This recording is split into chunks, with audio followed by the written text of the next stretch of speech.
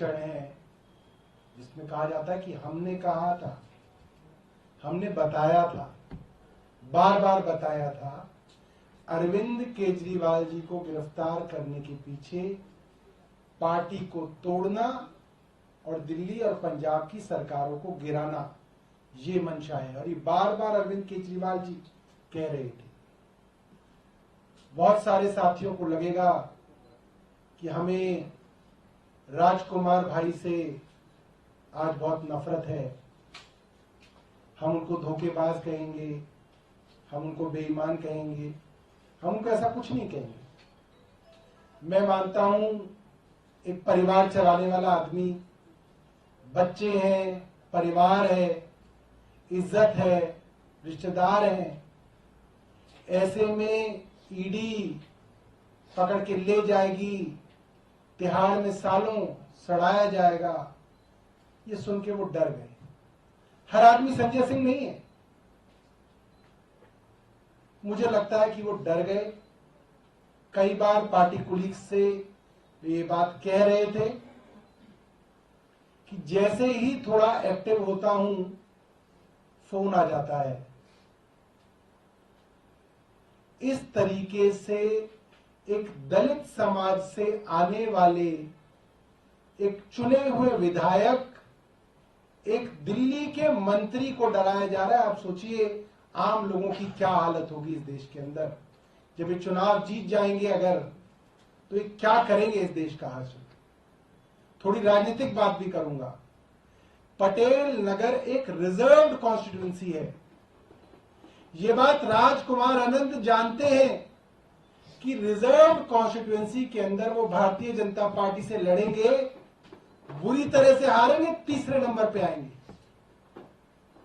वे विधायक इसलिए जीते क्योंकि आम आदमी पार्टी की तरफ से लड़े हैं।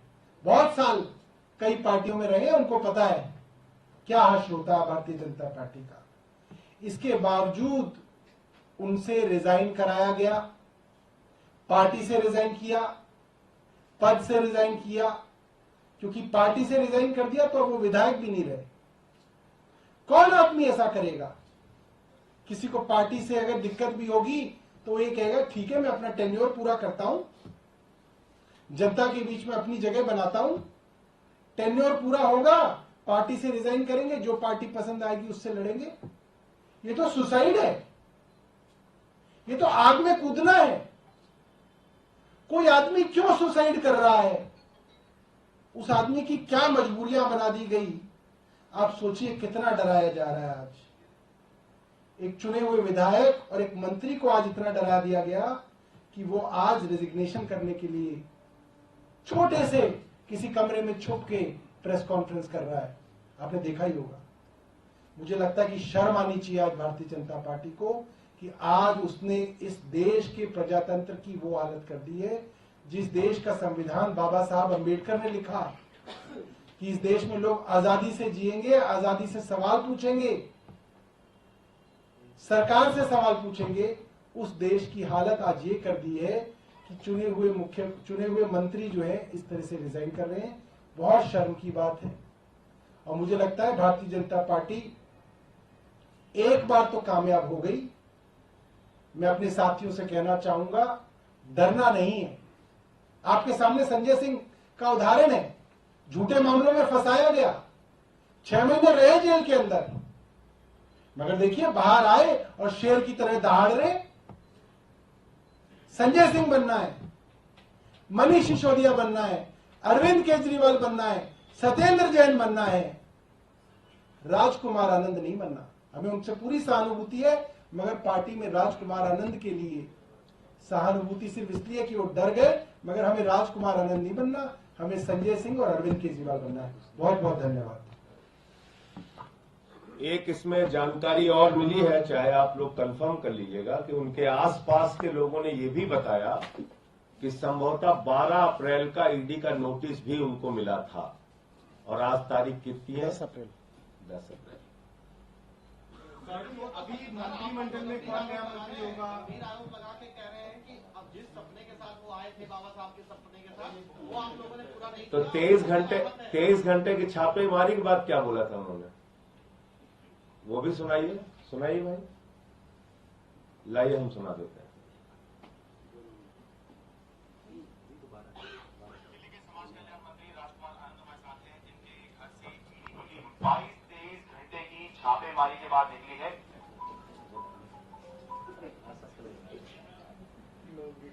सुबह सुबह ईडी की टीम आ गई थी और शुक्रवार यानी कि आज सुबह ईडी की टीम निकली है। सर बहुत बहुत स्वागत है आपका। 22-23 घंटे ईडी की टीम आपके घर पे रही। तो मैं तो यही सवाल उठ रहा है कि चर्चा चल रही थी कि 22-23 घंटे में एयरप्लेन मोड में क्या टूट गया या क्या हो गया?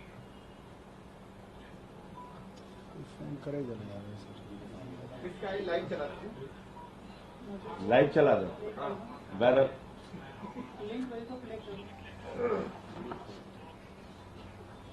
अच्छा मान नहीं रहा, बात लगातार किए जा रहा है।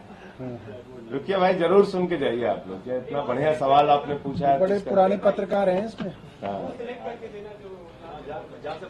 सौरभ जी एक टेक्निकल चीज फंसी अभी पहले ये सवाल होने दो। इतनी चीजें मत फंसाओ, इसका है ना, इसके जो चिंता है उस पर चिंता करो।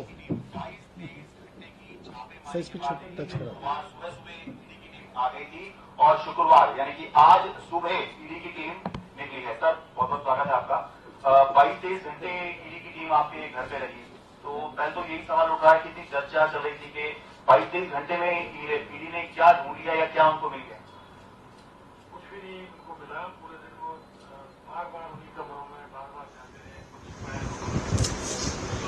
आपके पास कुछ और कैश होगा, कुछ जल्दी होगी, लेकिन जो है वो है, तो उससे कुछ नहीं मिला। और अजीब गरीब तरह के सवाल नाम पता नहीं थे।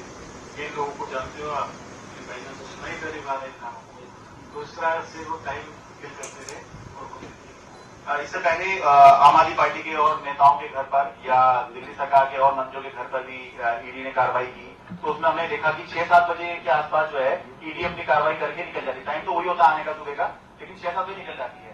तो उसके बाद जब 6-7 बजे से रात हो गई तो चर्चा चलने लगी कहीं आप गिरफ्तार तो नहीं हो रहे हैं। तो आपको भी लग रहा था कि गिरफ्तारी आज हो सकती है? हमें भी यही लग रहा था कि 6 बजे तक ये निकल जाएंगे। और जब उनको उतना देर रुके हमें भी एक बार लगा, लेकिन आम आदमी पार्टी में आने के बाद अपने नेता के साथ रहने के बाद ये सब चीजों से सुन लिया आपने? तब ये बोल रहे थे 23 घंटे की छापेमारी के बाद, ये बोल रहे थे। अब जो सौरभ ने कहा वो बात हो सकती है। और सर वो बेचारे एक स्क्रिप्ट दी हुई थी उनके हाथ में, आपने देखा होगा, एक पर्चा था, वो उस पे पर्चे पे देख देख के पढ़ रहे थे जो उनको कहा गया पढ़ने के लिए। आज की आपने प्रेस कॉन्फ्रेंस उनकी देखी होगी। बोल तो दिए 12 अप्रैल को बुलाया, बोल तो दिए। संजय जी उन्होंने तो मना किया साफ तौर पर, आप कह रहे हैं बीजेपी जाएंगे, वो कुछ दिन लगेंगे सर। कि मैं कहीं नहीं जा रहा हूँ। तो वो जिस दिन जाए उस दिन वो सवाल मेरा वाला जरूर पूछ लीजिएगा आप लोग। नड्डा जी जो भी शामिल कराएगा, चाल, चरित्र और चेहरा, इस पे और पार्टी विद द डिफरेंस, इस पे सवाल, न खाऊंगा न खाने दूंगा पे सवाल, ये सवाल जरूर पूछ लीजिएगा कि भाई इनके यहाँ तो 23 घंटे का छापा मारा, और जब छापा मारा तो मोदी जी भी बोले और नड्डा जी भी बोले और अनुराग ठाकुर भी बोले, और यहाँ के प्रदेश अध्यक्ष जी क्या नाम उनका, सचदेवा जी, वीरेंद्र सचदेवा जी भी बोले और तिवारी जी भी बोले, सब बोले। तो ऐसे ही व्यक्ति को आप अपनी पार्टी में शामिल क्यों करें? जिस दिन भी करें, मैं अभी की बात नहीं कर रहा हूं, मेरा वो सवाल जरूर पूछिए। संजय जी, धन्यवाद। राजकुमार आनंद ने कोई शिकायत की थी क्या पार्टी से कभी अपने पद अभी को- 2 घंटे पहले तो मेरा खुद का वीडियो उन्होंने ट्वीट किया है। अब मैं कैसे जान जाऊं? 2 घंटे पहले 2:42 पे सर। जैसे वो बॉक्सर साहब का जो है रात में सोने के बाद सुबह हृदय परिवर्तन, तो राजकुमार आनंद जी ने अभी 2 घंटे पहले मेरा खुद का वीडियो ट्वीट किया। इसलिए जो सौरभ ने कहा कि सहानुभूति हो सकती है, परिवार है उनका, हो सकता है दबाव न झेल पाया हो, लेकिन ऐसे ही वक्त में बहादुरों की परीक्षा होती है, और आपके ऊपर जब संकट की घड़ी है तभी आपकी बहादुरी का परिचय होता है। तो अब आपको तय करना है कि किस तरह से देखें। बता रहे थे कि आपने अमृतसर सीट पर जो है एक दलित को टिकट दे दिया और खड़ा कर दिया लोकसभा चुनाव में। यहाँ तो आप ही के ये कह रहे हैं कि दलितों को आप लोग सम्मान नहीं करते।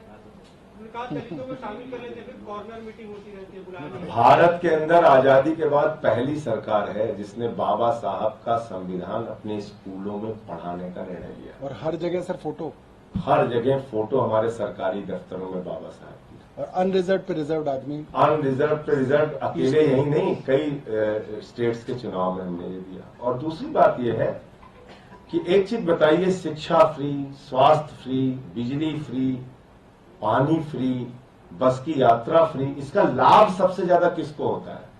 समाज के वंचित तबके को इसका सबसे ज्यादा लाभ होता है।